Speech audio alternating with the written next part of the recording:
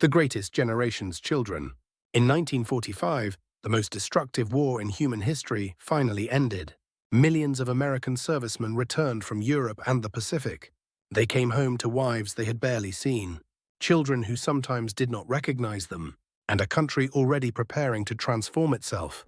The men and women who endured the Great Depression and fought the Second World War would later become known as the Greatest Generation. But this story is not about them. It is about their children. They were raised beneath the glow of victory and under the shadow of everything their parents refused to discuss. They inherited unprecedented prosperity, but also Cold War anxiety. They were told to respect authority, then watched authority fail. They grew up believing America had saved the world. Many would eventually ask whether America could save itself. Some became quiet custodians of the post-war order. Others became rebels determined to tear that order apart. Together, the children of the Greatest Generation would transform American culture, politics, family life, race relations, religion, gender roles, and the meaning of personal freedom. This is the story of the silent generation, the baby boomers, and the complicated inheritance left by America's celebrated wartime heroes. This is the Greatest Generation's children.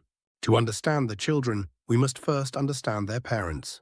The Greatest Generation came of age during years of scarcity and fear. Many had spent their childhoods in the Great Depression, when unemployment reached catastrophic levels and banks collapsed across the country. Families lost farms, homes, businesses, and savings. Children wore repaired clothes and learned that food could not be wasted.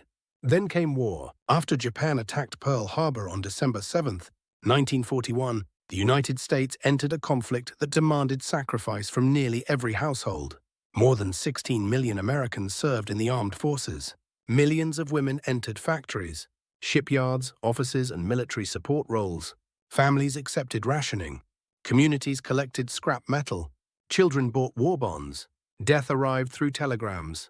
Victory required discipline, obedience, and the suppression of personal fear. These habits did not disappear when the war ended. Many veterans came home carrying memories they could not describe. Today, we might recognize some of their symptoms as post-traumatic stress. At the time, psychological wounds were often poorly understood. Veterans were generally expected to resume ordinary life, support their families, and remain silent. Some succeeded. Some struggled with nightmares, anger, alcoholism, emotional distance, or depression. Many simply never spoke about the war. Their children could sense that something had happened. They saw old photographs, medals in drawers, scars on their fathers' bodies, and moments when the room suddenly became quiet. But questions were not always welcomed. The Greatest Generation taught its children resilience. It also taught them concealment. Pain was private. Duty came before desire. You did what had to be done, and you did not complain. Between 1946 and 1964, approximately 76 million babies were born in the United States. They became known as the baby boomers. But not every child of the Greatest Generation belonged to the baby boom. Older children, born during the Depression or war years, were generally part of the silent generation. The boundaries between generations are never perfect. Families do not follow neat historical labels. One veteran might have had a child in 1940 and another in 1950. Those siblings shared parents, but encountered very different versions of America. The older child remembered wartime rationing. The younger child remembered television. The older child learned caution during uncertain years. The younger child entered schools overflowing with other children their age. Yet both were shaped by parents who believed they had survived history's ultimate test. The population boom reshaped the country. America needed more houses, schools, teachers, toys, clothing, cars, and food. New suburbs appeared almost overnight. One of the most famous, Levittown, offered mass-produced homes to families who wanted space, stability, and distance from crowded cities. For many white working and middle-class families, suburban life represented an extraordinary achievement. A modest house, a lawn, a refrigerator, a washing machine, a family car parked outside. These objects might look ordinary today. To parents raised during the Depression, they were evidence that hardship had finally been defeated. Their children were expected to appreciate what had been built for them. But the celebrated post-war dream was not available to everyone. Housing discrimination, restrictive covenants, redlining, unequal lending practices, and violence excluded many black families from new suburban prosperity. Black veterans had fought fascism overseas, only to return to segregation at home. Mexican-American families faced discrimination in employment, education, housing, and public accommodations. Native American communities endured poverty and federal policies designed to weaken tribal sovereignty and encourage relocation. Japanese-American families, many recently released from incarceration camps, had to rebuild lives after losing homes, businesses, and property. The children of the greatest generation therefore inherited not one post-war America, but several. For some, the new era offered security. For others, it exposed the distance between America's promises and its behavior. The typical post-war family was presented as a carefully organized unit. The father earned the income. The mother maintained the home. The children attended school, obeyed adults, and prepared to reproduce the same pattern. Reality was more complicated. Women had worked before and during the war, and many continued working afterward. Black women, working-class women, widows, and single mothers had never fit comfortably inside the image of the full-time suburban homemaker. Nevertheless, popular culture promoted a powerful ideal. The father was firm but fair. The mother was cheerful and patient. The children were clean, polite, and grateful. Family troubles were resolved before bedtime. Television carried this vision into millions of homes.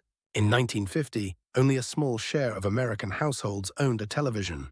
By the end of the decade, television had become a defining feature of domestic life. Children watched the same programs, learned the same advertising jingles, desired the same toys, and absorbed similar ideas about success. For the first time, American childhood was becoming a truly national consumer market. Young people were no longer simply junior members of the family economy. They were consumers with preferences of their own. Advertisers noticed, so did record companies, filmmakers, and clothing manufacturers. The modern teenager was taking shape. The children of the post-war era were often raised in a culture of hierarchy. Adults possessed authority because they were adults. Teachers were not expected to negotiate with students. Children addressed elders formally. Corporal punishment was widely accepted in homes and schools. A father's decision might end an argument simply because he was the father. Obedience was treated as preparation for adulthood. But beneath this order lay an unspoken emotional bargain. The parents had sacrificed to create a stable world. The children were expected to succeed within it. Sons were often encouraged to become providers, doctors, engineers, businessmen, soldiers, or skilled tradesmen. Daughters were taught to be attractive, respectable, domestic, and marriageable. A boy who seemed weak might be shamed. A girl who seemed too ambitious might be warned that she would intimidate men. Gay and lesbian young people rarely encountered language that affirmed their identity. Many learned concealment as a condition of survival. Children with disabilities were frequently isolated or institutionalized. Mental illness carried deep stigma. Families protected their reputations by hiding whatever contradicted. The post-war home could be loving and secure. It could also be a place where conformity was enforced through silence. For many children, the central question was not, "Who do I want to become?" It was, "What am I expected to be?"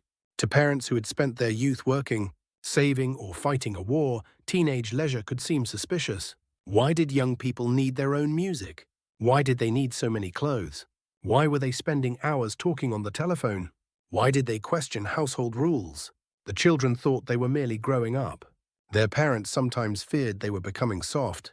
This conflict would widen with every passing year. Please like and follow for part 2 of this story.